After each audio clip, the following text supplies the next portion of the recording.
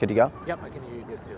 All right, guys, we are in Central Park here in New York City. It is a beautiful day outside. David Brissetti doesn't have a head cold anymore, which is great, but he did lose his phone, so we're gonna have to go to the Port Authority when this is done. But really quick, I wanna talk about one of the most common questions I get from my clients, from Inner Circle members, from people in my DMs, and the question revolves around how to break through a fat loss plateau.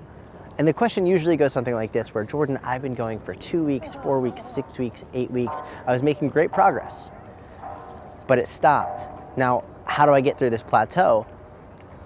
And if you have the same question, whether you realize it or not, and it sucks to hear this, but if you're wondering how to break through this fat loss plateau after 2, 4, 6, 8 weeks, you're looking for a quick fix. You're looking for me to tell you to eat this food, to take this supplement, to do this workout, to follow this diet plan. Oh, do this quick thing, it's gonna boost your metabolism. You're looking for that one thing that's gonna make all the difference.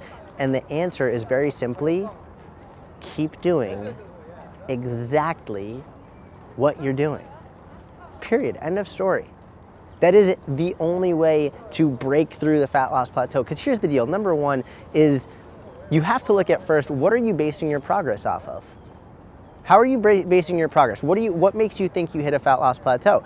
If you're basing your plateau off of not losing weight for a week, and you know that the scale isn't the end all be all of progress, then why the fuck are you doing this to yourself? Why are you making this so much harder on yourself when you know fat loss isn't dictated by the scale? That is a very fickle form of measurement. If your clothes are feeling better, you're looking better in the mirror, but the scale isn't moving, you haven't hit a plateau. You're making progress. The scale's just fucking with you, and ignore the scale.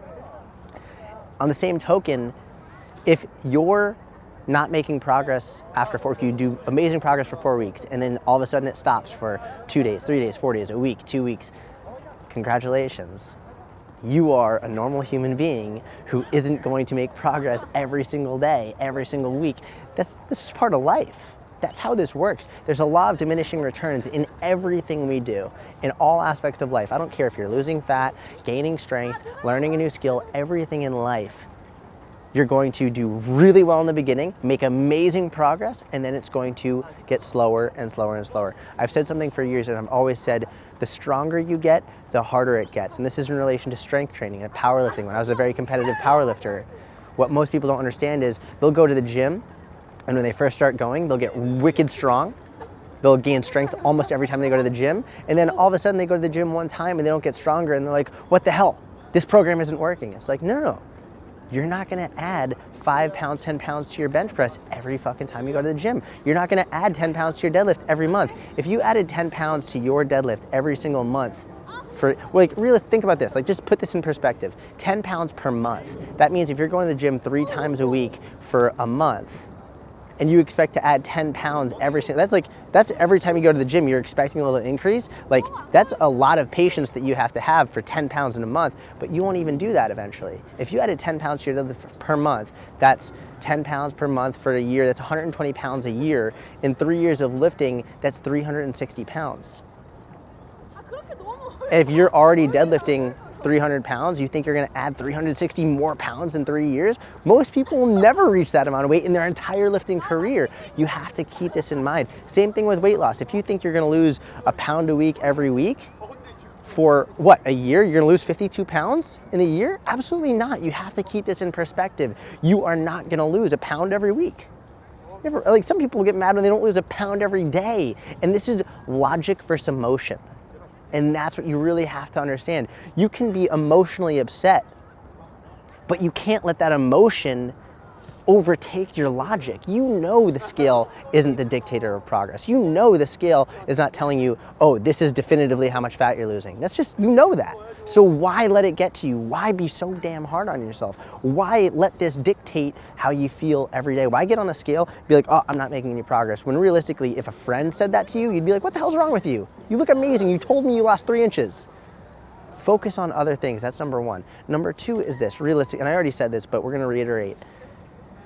You are not gonna make progress every day, every week, every month. There are going to be periods of time, especially the better you get, the longer you go at it, where you don't make visible progress. And you have to trust the process. You have to be patient. Because here's the deal.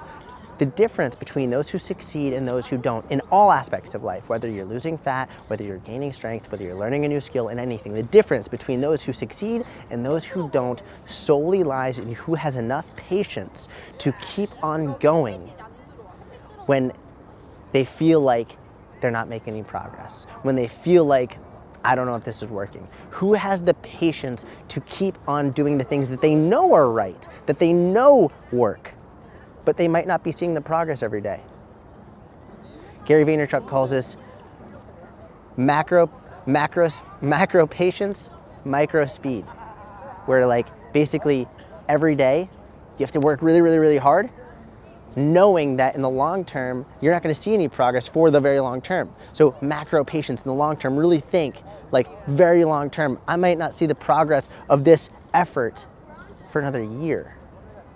That's what you have to think about in all aspects, losing fat, gaining strength, whatever. So the answer to how to break through your fat loss plateau, be patient. Keep doing exactly what you're doing. And if you're at a point where like, I don't know if I can keep doing this. I don't know if I can do this diet. I don't know if I can't keep doing this. Well, then the answer is that's not sustainable for you and you need to find something else. If you're eating 600 calories a day because fucking Susan told you that that's what you have to do, fuck Susan and do something else. You don't have to eat that little calories. If you're doing a ketogenic diet because your friend Kevin says ketogenic, he read about it in an article and like that's what you have to do, and Kevin loves keto, great. Kevin, you do fucking keto. If you want to eat carbs, then find a diet that allows you to eat carbs.